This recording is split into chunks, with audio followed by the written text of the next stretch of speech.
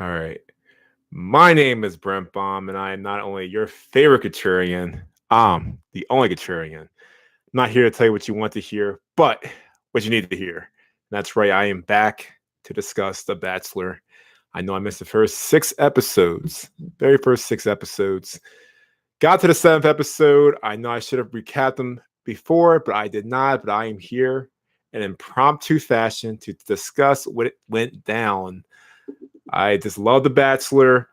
As you know, as Chris Harrison says, it's the most dramatic season of all time. Season 23, Colton Underwood. The whole theme of his storyline, the whole narrative is the idea that he is a virgin. That's what everybody's talking about. And we've had the 30 women chasing after his heart, narrowed down to 7 or 6 girls. And I just wanted to do this in a podcast type format. That's what I'm really looking forward to doing. So I know with episode 7, it was narrowed down to Tasha, Kaylin, Hannah B, Hannah G, Cassie, and Kerpa. And it's been circling around. A lot of drama, especially when Katie got sent home from the last episode. She was talking about the fact that there's girls who are not here for the right reason. That continues to be the ongoing theme. Who's not here for the right reasons? Who is here for the right reasons? Who is ready? Who's not ready? And what happened with the episode, really, it really just befuddles me about the fact that Colton sent Hannah B home. I was all down for the Southern Belle. I love the Alabama girl. Roll Tide roll. I love her. I think Hannah B is awesome. I felt really sorry for her. Out of all the girls, she's definitely one of my favorites next to Hannah G. I'm a fan of the Hannahs. And Colton just said that what really bothered me is how Colton said that when they had their date, he basically introduced Hannah B to his family, to his mom, his dad, and basically, I got one person viewing. Oh yeah, no, this is a straight shoot. See, I'm used to doing like YouTube videos where I can like edit things out here, but we're not editing anything out. I gotta remember that. Gotta remember the mindset. This is a straight shoot, straight absolute shoot. So, anyways, let's get back to what happened when Colin invited Hannah Brown to meet his family.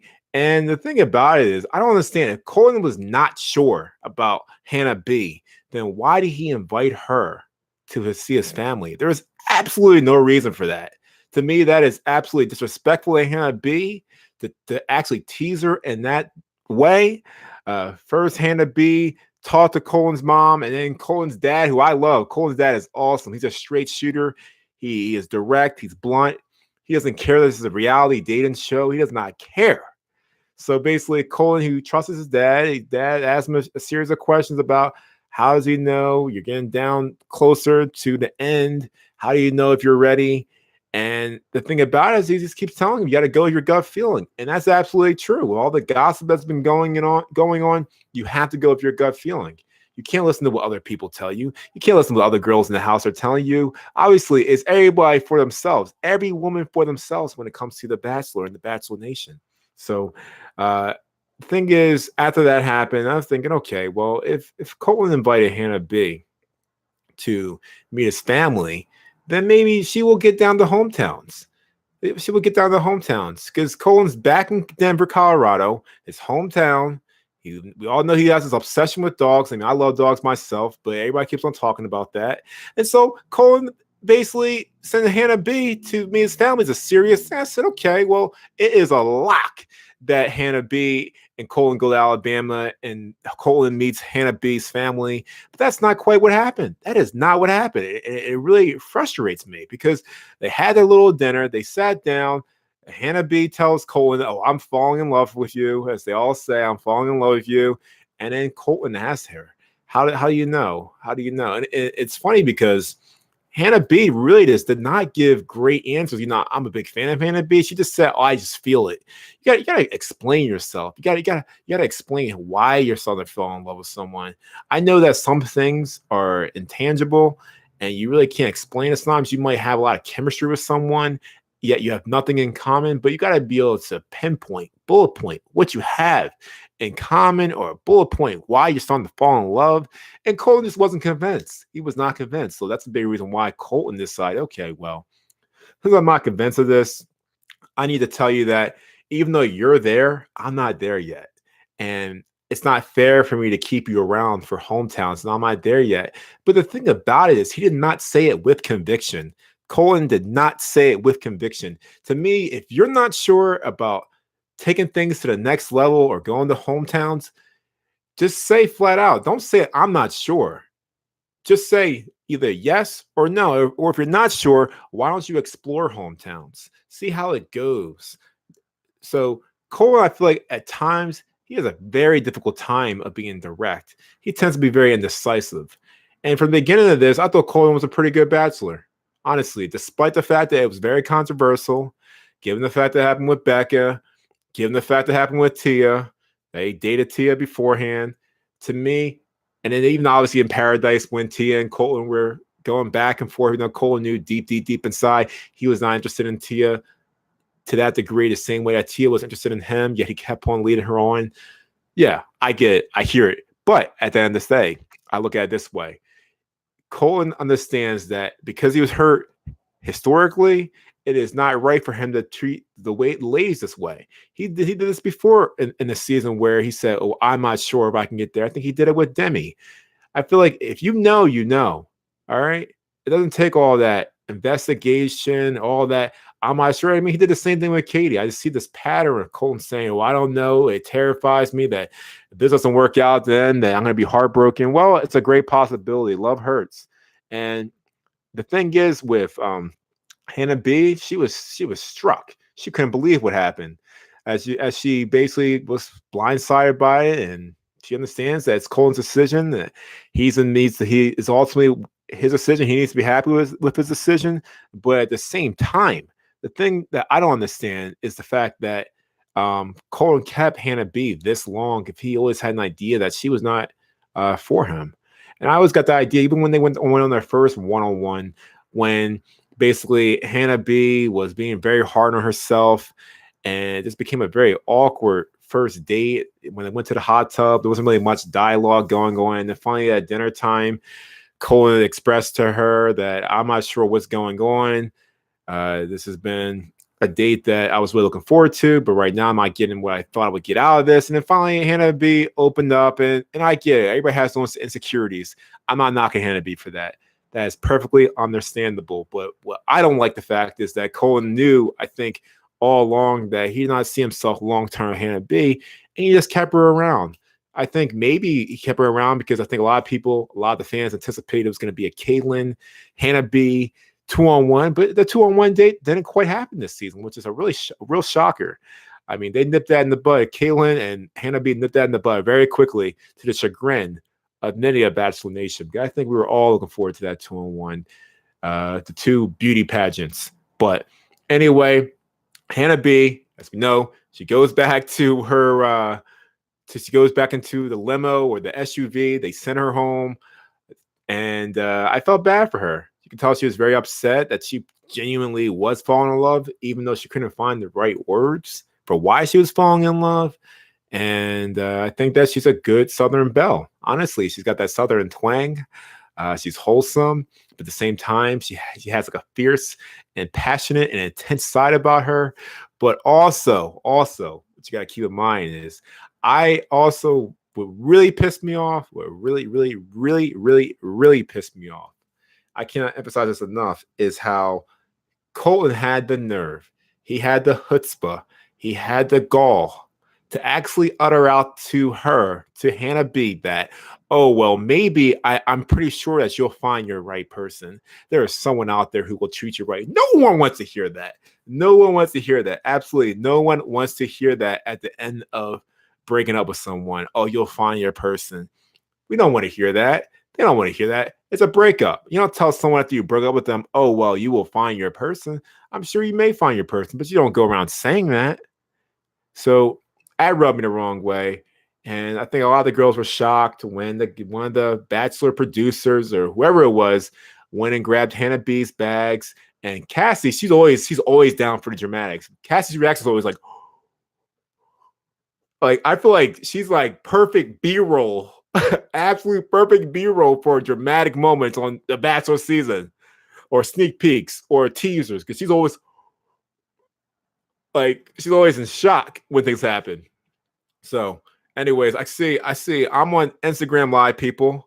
I know there's not really many people who have joined yet. And let's see. Yeah, I don't think anybody's joined. But if you guys do join, make sure you go to my Instagram, and that's where I am talking about now. Instagram. Make sure you go to my YouTube. On my Instagram, my Instagram is Brent C Bomb. And you can also find my YouTube channel on my Instagram link. I don't have quite enough subscribers to have an official YouTube link with my name, but that's where I'm going to be at. Ultimately, for those of you who are be watching this, maybe you'll be watching the replay. Maybe you won't be. I know this is completely impromptu, no promoting it, but I just wanted to just talk about this. I wanted to get off my chest and express some of the things that have been on my mind as pertains to The Bachelor in this season. Because I know I haven't been able to cover a lot of different things. A lot of things I haven't been able to cover. I missed out on. I was taking a break from The Bachelor, but I called myself up. And so that's the reason why I wanted to go on and talk about this. But like I said, maybe Hannah B could potentially be one of the next Bachelorettes. I know that's an ongoing dispute and controversial topic between two of the girls, that being Cassie and Caitlin, and this idea that other girls have been floating around that they are not here for the right reasons, and that they're ultimately here to become the next Bachelor, or the next Bachelorette, excuse me, and that they're just here to win it. And the thing about it is, I feel like with the whole concept of The Bachelor, you can look at the history. There's a lot of people, their careers have gone to great heights after being on a television show that garners millions and millions of viewers every Monday night. So I understand people's careers have gone up, especially with the social media. You can see someone that can become a virtually unknown, saying like, it's like 3,000 followers to 160,000 followers. And the one person I'm thinking of, you look at Angela. Angela was on The Bachelor, and she did not get much recognition when she was on The Bachelor. I think she was on Nick's season, and people did not even know who she was. But then when she got on Paradise, all of a sudden she became a star. So you could see her followers went from like 4,000 followers to 160,000 followers now. And I remember when I first started following her while watching Paradise, I was actually communicating with her, asking her questions. But I believe right now, because she has so many followers, it's gonna be hard for her to reach out to everybody. So it just shows you what type of audience, what type of impact, The Bachelor has to help people's careers grow. But obviously, Angela's not there. She was not on the Paradise for that reason, because Angela's obviously a great girl. I don't think she ever thought that her page would take off to this degree. And you can see she met Clay, who was on Becca's season, and they seem to be in a very happy relationship. So I understand. I really do understand why different people have this idea about The Bachelor. But at the end of the day, I feel like the percentages show that most of the contestants, most of the winners, don't really survive in the real world. I think there's only like 19 out of 40 something couples that actually lasted after the season, after The Bachelor, after the Fun of Roses, after all the vacations. Because it's very hard to fall in love in that short period of time. It's believable. You can see the relationships out there that are working, like Jade and Tanner. They're working out very well. And you can look at I actually got Pat. Hey Pat, what's up, man? I know that this is probably not anything that you're interested in. I'm basically talking to my Bachelor Nation fans. I do the Bachelor stuff, but I will be putting some sports content out there, because I know that you've been watching the Sixers, and I will definitely be covering the Sixers a little bit more, and the sports, and talking about the baseball all season. Will the Phillies get Bryce Harper? I think at one point I was thinking that the Padres might get Machado and Harper, but I would say definitely the Phillies are definitely a favorite. But yeah, I'm glad you're able to stop in. Like I said, I know this is not the topic for everybody, but thanks for joining in, man. It was always nice to see you. I know you run into me randomly in Philly or at reunions, but It's always nice to talk to you, man. Chop it up with you, man. But yeah, if you want to talk sports, Pat, I'm willing to talk. I'm just like talking about my bachelor stuff right now. But if you want to talk sports, you have any opinions, just let me know. But anyways, let me get back to this bachelor stuff. So yeah, so like I said, Hannah is gone, and that's very frustrating for me because I'm a fan of the Southern Bells. She was definitely one of my favorites, and I wish that she would have stayed, but she did not stay. So aside from that, another thing that happened. This has been some type of triangle drama filled type of dynamic when it came to Tasha, Caitlin, and Cassie. Those three have been going at it, especially Caitlin. When Caitlin found out that Tasha spreaded the rumor that her and Cassie were not here for the right reasons, that ultimately they were just here to become the next bachelorette or to get famous or to win the competition or whatever you want to call it. And obviously infuriated. I mean, Caitlin, I've never seen Caitlin to that degree. She was pissed. I mean, she was dropping a lot of 4-letter F words. And I was like, okay, I like the passion. I really do like the passion because I've been waiting for that. I feel that Caitlin is the type of person who, even though she's a beauty pageant queen, like she's Miss North Carolina, I believe, just like Hannah, and they know each other, they had the history, but at the same time, at times she does come off as too polished, not as authentic and real. Because when you're in the beauty pageant, obviously you're there to put on the best image you can at all times, and you don't really see any blemishes or dirt.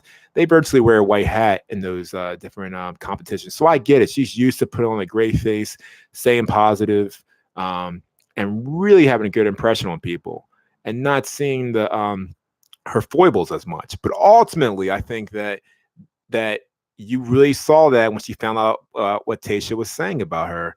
And I honestly, that was the one time I actually was on Caitlin's side because I did not like that Tasha was spreading these rumors around. Now, like I said, we don't know how true these rumors are. They're rumors. It's believable. It wouldn't surprise me if Cassie and Caitlin are not here for the right reasons, like a lot of people. It wouldn't surprise me, but at the same time, I feel like you have to look at it this way: that if you don't have any empirical evidence or ocular proof that this is what's going on, then you really can't say it. You can't say it. You can say it might have happened, but I think that at the same time, Demi, Katie, the girls that got sent home, those girls are bitter. They're bitter they got sent home. That Colton said bye-bye and just sent them home. That's not the current girls' problem. That's their problem. If they have any problem being sent home, they should be upset with Colton. Colton's the one who basically took them on this journey and said, I'm not feeling you anymore. So, and at the end of the day, it's not really anybody's fault that they got sent home. I feel like it would be someone's fault, it'd be Colton's fault if he decided that, okay, I'm going to keep them around. I might be interested in them. But anyway, so yeah, so let's get back to Tasha. Tasha and Caitlin, basically, once Caitlin found out, she's dropping the F-bombs, upset, and she went to talk to Tasha one-on-one about this because obviously she has a reason to be upset if that's what happened. So let's see.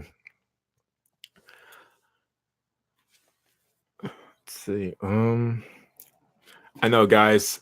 I know I'm kind of getting tired because I don't really have many people on right now. I get it; it's impromptu, but anyway, that's not an excuse. We're gonna get right back into this. So, anyways, back to Caitlin and the situation. I remember for me, because how about this before we get into this whole Caitlin and Tasha conversation, we'll go to the date because I'm not really doing this in chronological order. We'll go to the date of when Tasha and Colton had their date, and they went out. They basically had dinner. They made dinner, and I thought that scene was a very nice date. I think it's always nice when you have two foodies. I love food myself, so I personally enjoy. I feel like having a date at home, cooking, It's always a nice date. It really is. Because you can see people's creativity and their style of cooking foods. And I thought it was hilarious, absolutely hilarious when Colton was they were making, I think they're making salmon, and Colton put barely any season on his fish. I said, "What is this boy putting on his fish? He didn't even put a pinch of season on that salmon. He barely put anything on it. He put like a sprinkle in there." And Tasha said, "Oh no, you got to put more than that." I was like, "Thank you, thank you." I can't stand it when people don't put enough season on their food. Absolutely unacceptable. Absolutely. But you can see that they had a good little date on dinner. Colin's a foodie, Tasha's a foodie. And then Tasha just basically, for whatever reason, had to talk to Colton about what Katie meant by the fact that, oh, well, Cassie and Caitlin are not here for the right reasons. They want to be the Bachelorette. And I'm thinking to myself, Tasha, you need to realize that even though from your standpoint that you feel that it's your obligation to tell Colton if girls aren't in the house for the right reasons, but it really is not really your decision whether you actually tell Colton what's going on. That's not your decision, honestly. In the real world doesn't work that way. All right. If I'm on a date with someone in the real world, all right, and I'm looking for a long term relationship, and I'm on a date with a girl who's looking for a short term relationship, I'm not having a team of producers or people barking in my ear telling me, "Oh yeah, that girl you're dating right now, she's not here for the right reasons. She just wants a short term relationship with you. She doesn't want a long term relationship with you." Okay, that's not how it works. You don't need to know everything about everybody. Sometimes you're in situations where you're in the element of surprise. That's life. Okay, that's absolutely life, and it just bothers me that you had the nerve to actually talk to Colton about what went down when you don't even have evidence of yourself. It's just what you heard. Like, is there a recording? Do we have any evidence? Can we actually hear it? I feel like there's no evidence. So, as you know, basically, that's what the date was about. And Tasha said, "Oh, I don't want this to be all about the drama, but I felt like I would tell you what happened." Okay, great. But at the same time, it's not something I would do. And that really rubbed me the wrong way because Tasha comes off as a very confident woman. And even though she's not my favorite, I do respect her hustle. I respect how confident she is, and how sure she is of herself. And she does seem like someone who is ready for marriage. She's 28 years old. Colin's 26, so the age gap is not as significant as is with other girls like Cassie and Hannah G. They're like 23, and also Caitlin 23, Hannah B 23. So it's not the same degree. So that's why I get that. But that's not what I'm talking about. What I'm talking about right now is the fact that Tasha said way too much. She should just focus on Colton and just let it be. Whatever happens, happens. I feel like that's how a lot of these Bachelorette at times, and it's not at times, it's always a different dynamic, obviously, from when it's a contestant of girls to a series of guys as contestants. But I think that a lot of times on the Bachelor seasons, the girls tend to be way too catty. Way too catty. I don't know that's all about, but they're way too catty. And a lot of times they're just stirring up drama, just to stir up drama. And I feel like if the girls are claiming that's not what happened, then that's not what happened.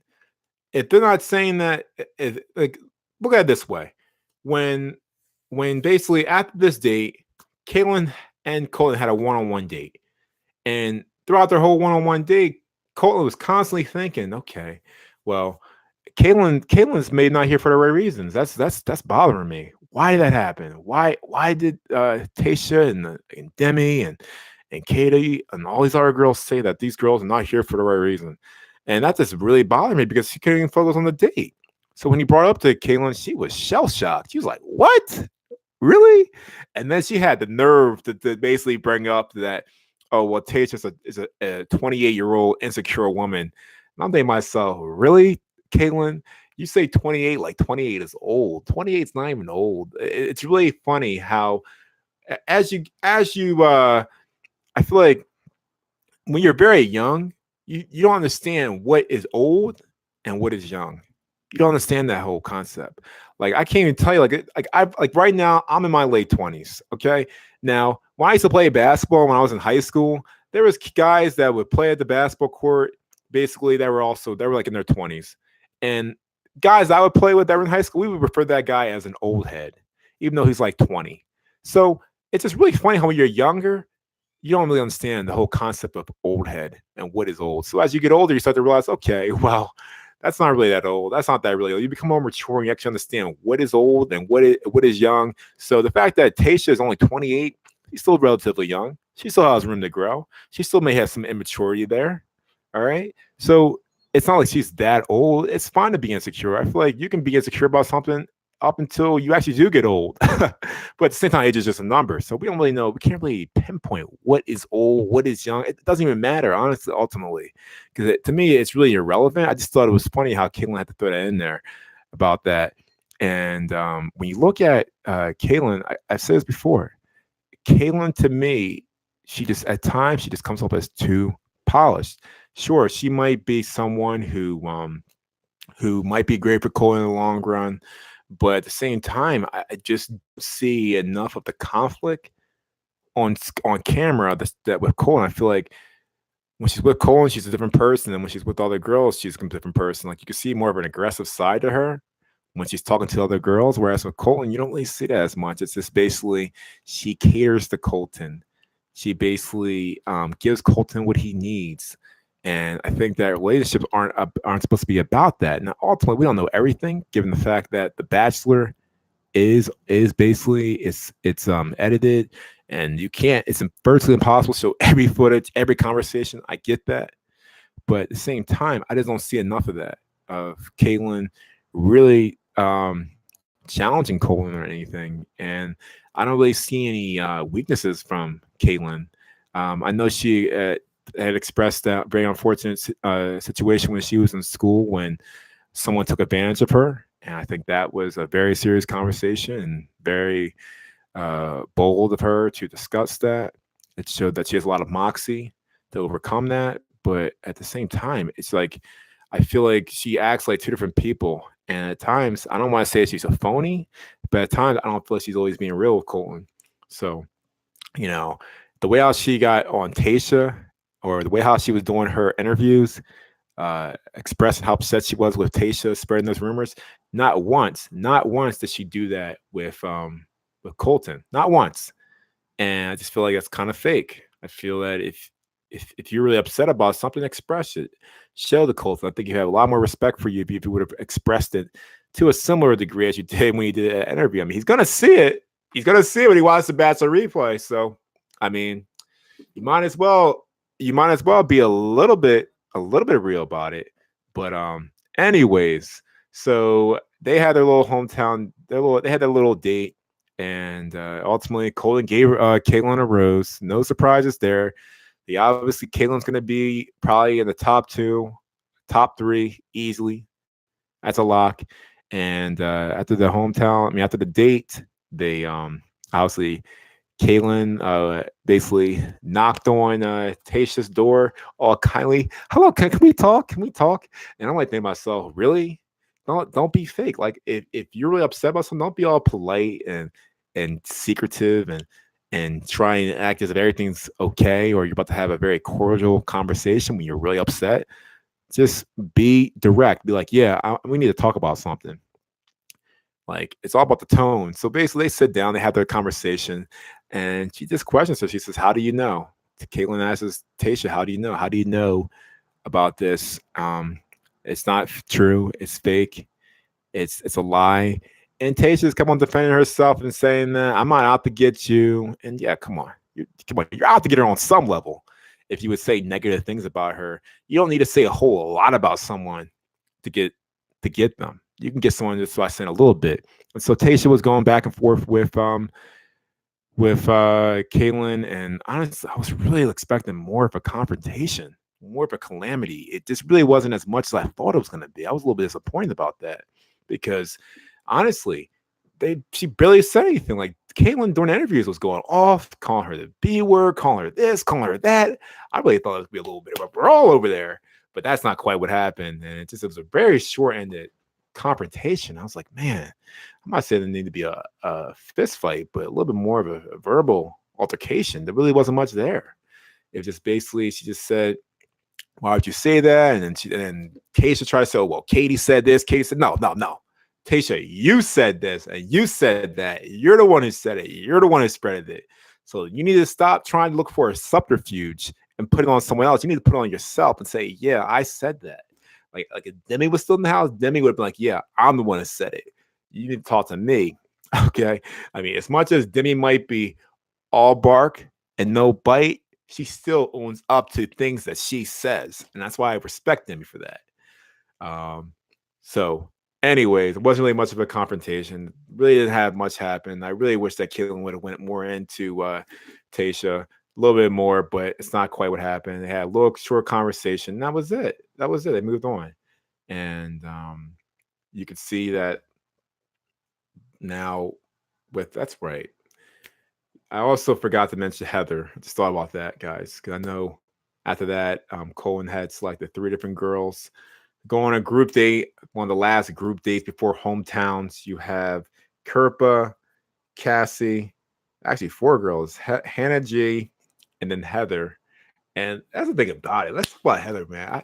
I don't understand why Heather was even on the show to begin with. All right. Heather is cool, but her whole gimmick, her whole shtick was the fact that her whole narrative was that she's never been kissed before. That was it. That's what her narrative was. And I'm thinking to myself that, okay, she obviously is trying to play that whole shtick so that she can get on the show for one, and two, so she can stay on the show and get more of an audience to help push her career. Because obviously, if you've never been kissed, there's no reason for you to be on The Bachelor. The Bachelor is a show designed for you to get married.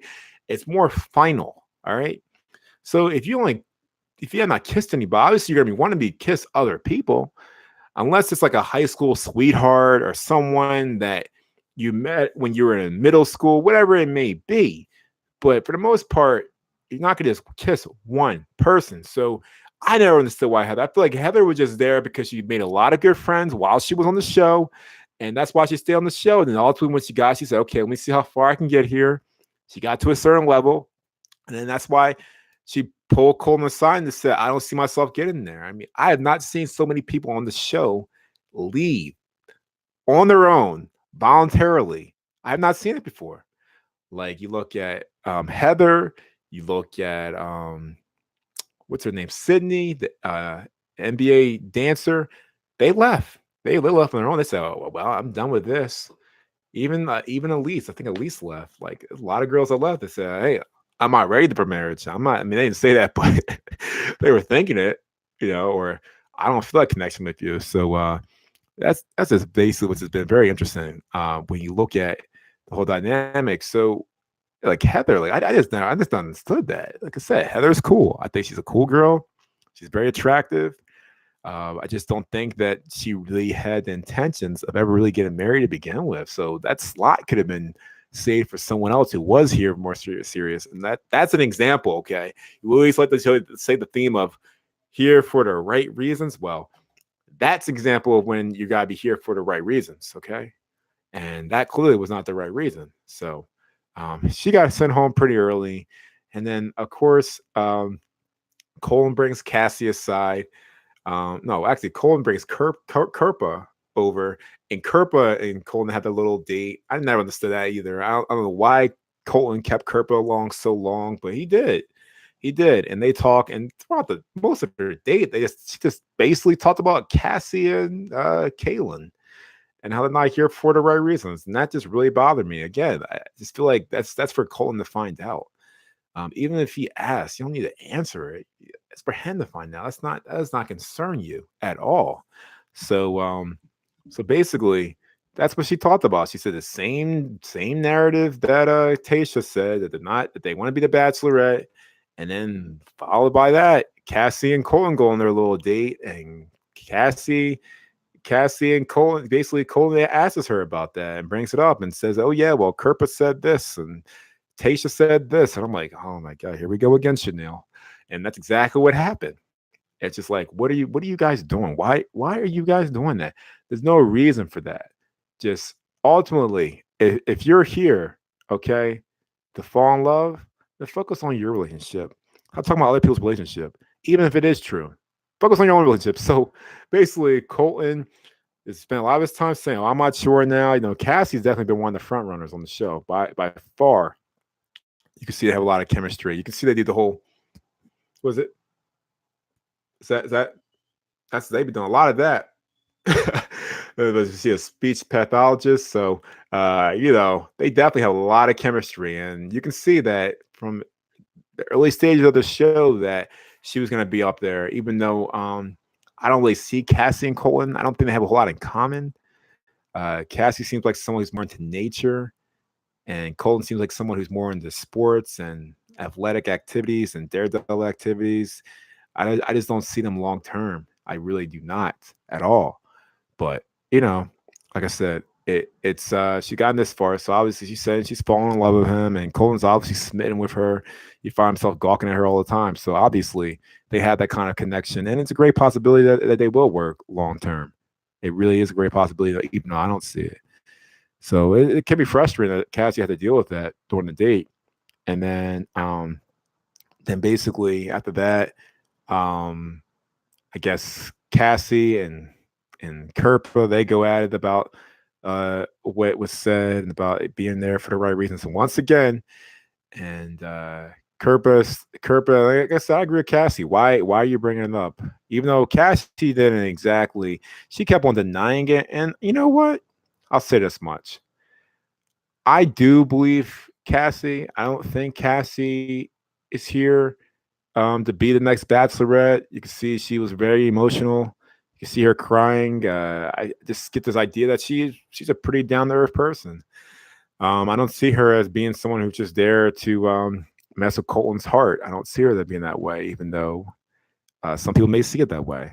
So basically, what I thought was really interesting with that was the fact that Kerpa, who probably wasn't even in the conversation, probably didn't even hear anything, just it's hearsay, uh, decided to really stand her ground on it and say that, oh, this is what happened, and I don't care if Colton would have asked me, I would do it for his best interest, and that's why ultimately, it didn't even work out for her. That's why ultimately she got sent home.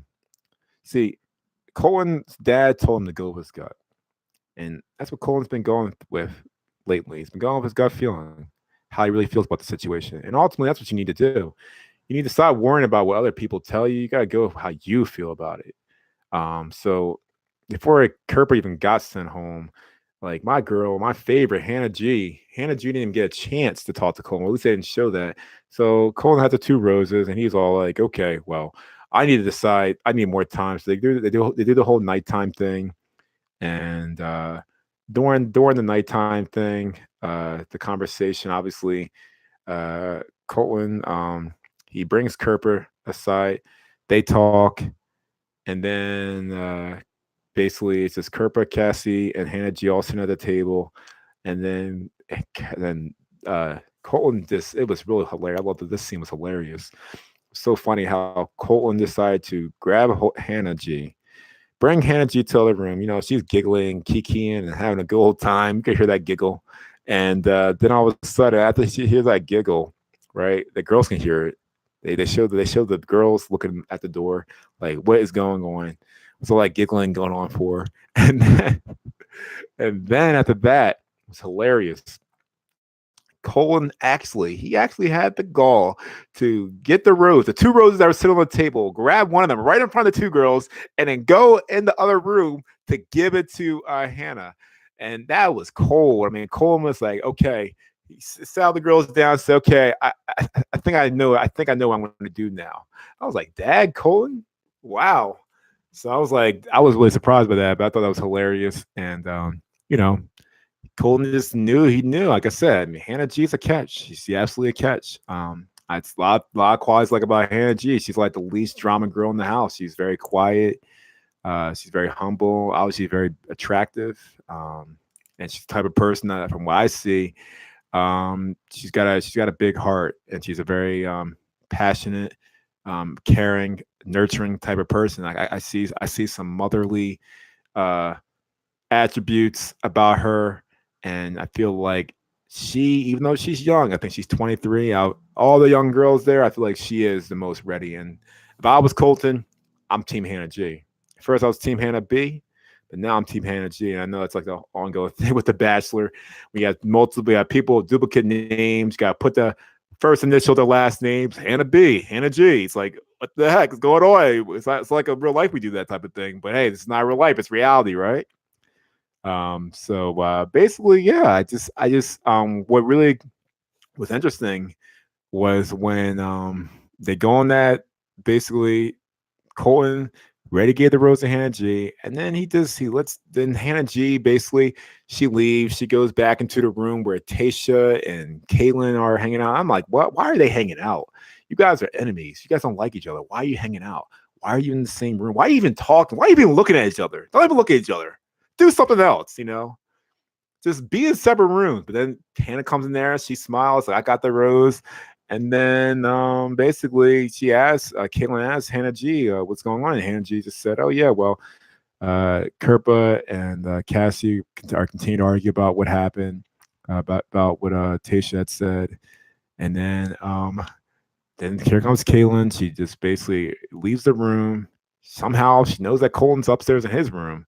So she goes to Colton's room, talks to Colton about it, and saying, well, I'm a girl who obviously wants to be with you, but at the same time, I don't want another girl to lose an opportunity because lies are spread. And at the end of the day, it's no secret that Caitlin and Cassie are pretty good friends. They're pretty tight. I feel like if you spend all that time in the house, the girls are definitely friends. That's why a lot of times when these girls get sent home and they're crying, not really crying because they're missing out on The Bachelor. It's more so a lot of times they're crying because they're leaving behind good friends. And in some cases, they are legitimately crying because they're missing out The Bachelor, but some of them have that kind of connection where they are going to start crying. I mean, so they develop those type of friendships, definitely. And so that's why I think that Caitlyn needs some type of composite, an alliance to form just in case more and more people, it's just getting narrowed down, but narrowed down to like 4 or 5 people. But at the same time, Caitlin still likes to have that person that she can confide in and talk to while she's still in the house. So that's why I think she said those things. And Colton trusts her. And that's why Colton came downstairs and just basically gave the rose to Cassie and then sent Kerpa home. And honestly, Kerpa knew she didn't have a chance. That's the whole reason why she put up that whole defense mechanism of, well, if I don't have a chance, I'm not really confident in my abilities, so I'm going to try and knock someone else down. And that's just a classic move, classic insecure move. And I just think that even if it is true, it's not their place to tell. And that really frustrated me. And but at the same time, it's no surprise. Cassie, Hannah G, Caitlin are the final three, and Tasha, final four, right? So it's not a surprise that it's really come down to these girls. And I think Colton's got a tough decision. I think Tasha, as much as Colton says that Tasha had a lot of chemistry, I don't see Tasha making it in the long run. I really don't see. I don't know. Something's telling me Hannah G is awesome, but I feel like Colton wants someone who's a little bit more aggressive. So that's why I don't see Hannah G making it to the final two. Even though I'm a big fan of Hannah G, she's my favorite. I think it's ultimately going to come down to Caitlin and Cassie, and ultimately I think that Cassie will end up winning. I shouldn't say winning, but she'll end up getting the proposal, if you will. Even though we know it is kind of a competition, it's not a competition, but it is a competition. So basically, that's what I think is going to end up happening ultimately. And you got hometowns. Honestly, hometown is always interesting. I always think it's funny, especially like with the girls involved. It's always funny when they go to the father's house to see how the father handles it.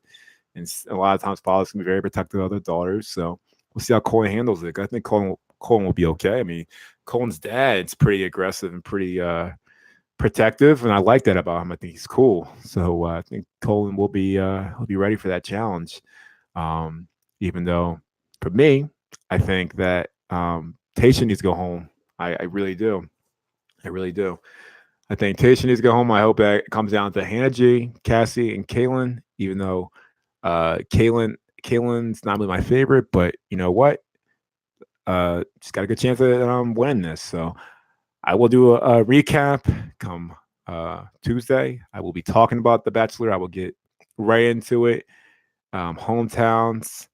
And it's going to be a very, very exciting end to this whole journey, the Bachelor journey. And I'm glad that I was able to do this. Thanks for joining me. 45 minutes in, no comments, but I understand that. I have not been on YouTube. Instagram people, uh, thanks for joining. And I really appreciate that.